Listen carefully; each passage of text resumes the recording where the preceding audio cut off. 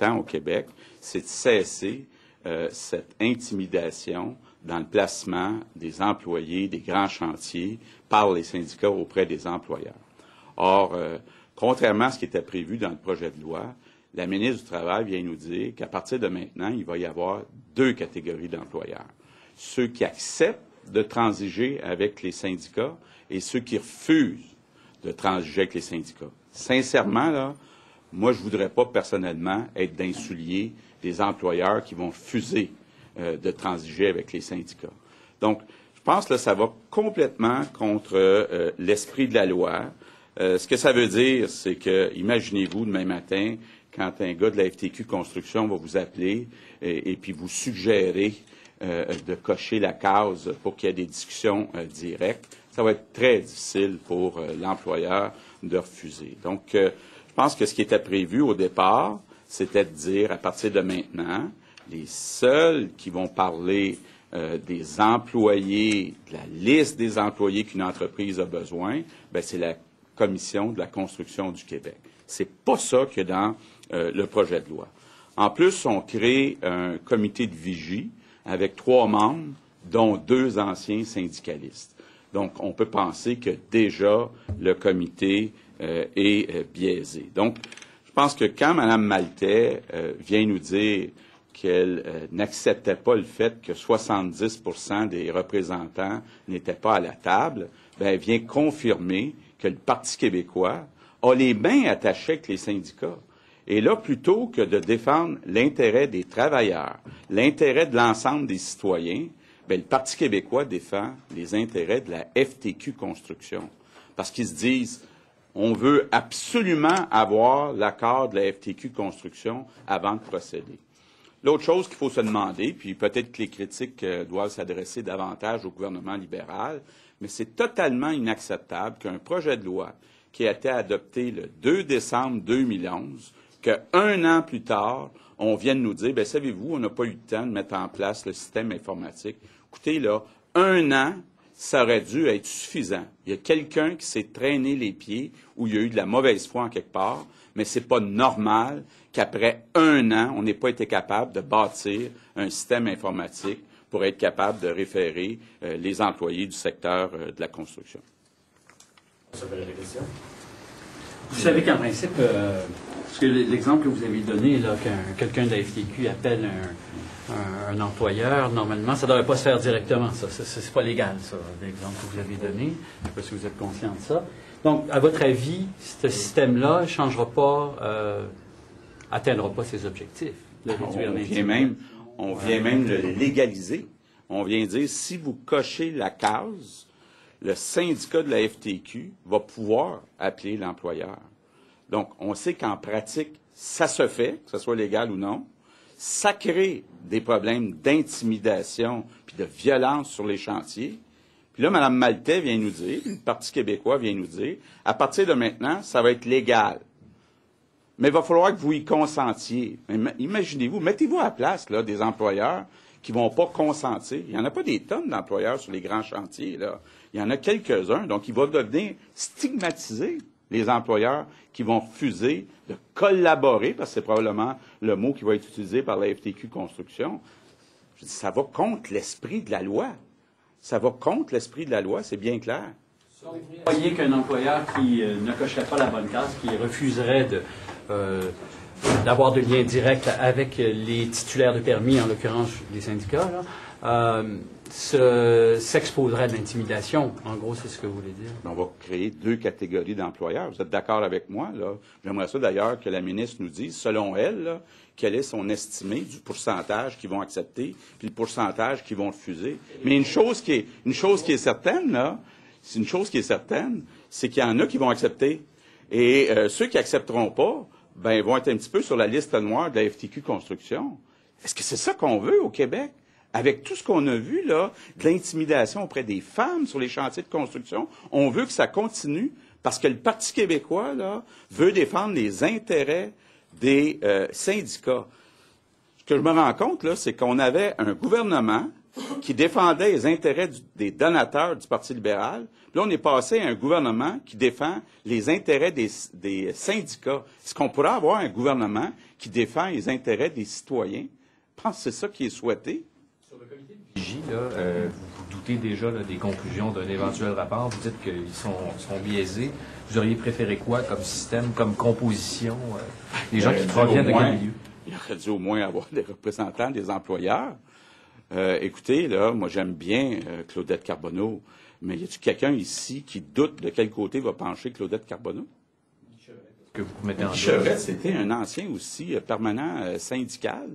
Écoutez, moi, je pense pas là qu'avec le changement qu'on est en train de proposer, qui est majeur, qu'on a les bonnes personnes. Mais de toute façon, c'est un comité qui va être contrôlé, de fait, par le Parti québécois.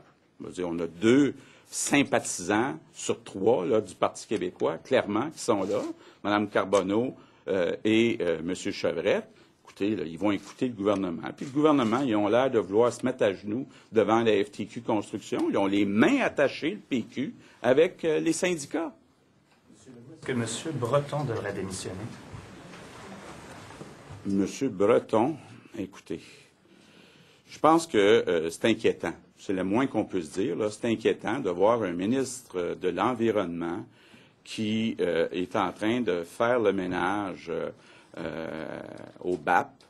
M. Francoeur lui-même avait déjà dit qu'à l'avenir, ceux qui sont nommés au BAP devraient être nommés par l'Assemblée nationale, donc d'une façon indépendante. Ben, c'est pas ça qu'il fait, là. Il nomme des amis, des personnes avec qui il sait que les décisions vont être prises. Moi, je pense là, que ce qu'on est en train de vivre actuellement avec M. Breton puis le gouvernement de Mme Marois, c'est qu'on va avoir un Québec bloqué avec pas de développement économique pour des années jusqu'à temps qu'il quitte la gouvernance. Vous voudriez que l'Assemblée nationale nomme le président du BAP?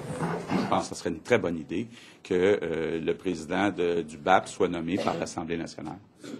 Dont on l'accuse, là, vous ne lancez pas d'appel à la démission comme les libéraux sur ça?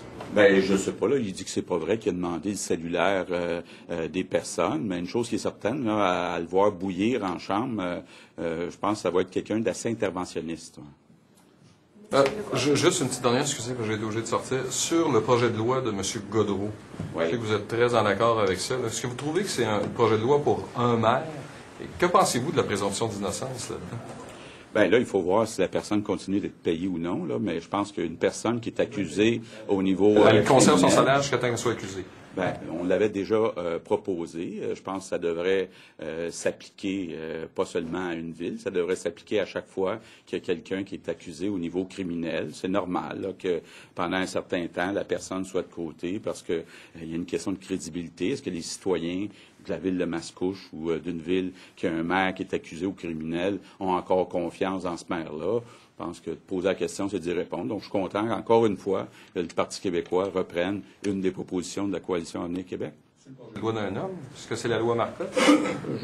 J'espère que non. Je pense pas. Je pense qu'avec ce qu'on voit depuis quelques semaines, il risque peut-être d'avoir d'autres noms qui s'ajoutent. Bill 6, first of all, what Mrs. Malta is proposing, what I think what Quebecers want to know is, will it put an end to intimidation on construction sites in Quebec? I think that the Law 30, which was named 33 at the beginning, was voted on a unanimous basis at the National Assembly. And the purpose of this law was to correct a problem that we have in Quebec since 40 years, which is that we have some unions talking directly with companies and deciding who will work on a major project. And right now, what we need is to have more competition. So, of course, because of this way of doing business, which is unique in the world, I think, we have many entrepreneurs who decide not to put a bid on a submission. So I think that right now it was a very good project to say in the future, employees will be referred only by the CCQ. But today, we say Mrs. Maltais is going in the opposite direction of the spirit of the law. She's saying that starting after December 2nd, because they didn't have the time for a full year to put that in place, that's another problem, that right now, the way we'll proceed is that entrepreneurs will have to decide if they accept or not to talk to unions. I wouldn't like to be in the shoes of entrepreneurs who decide not to speak with unions. So we'll be in the same situation as we are right now because of this way of applying the Law 30. And I think that it's not acceptable. We have to make sure that there's no more discussions about employees between unions and entrepreneurs. It won't stop intimidation. It won't stop employees. It won't stop intimidation. Of course, if you're an entrepreneur and you receive a phone call from Rambo, from the FTQ Construction, do you think that you'll have a real discussion about who you should take as employees on your future project? No. So I think that right now, unfortunately, the Parti québécois has its hands tied with the unions. And they don't look at the interests of Quebecers, but the interests of unions.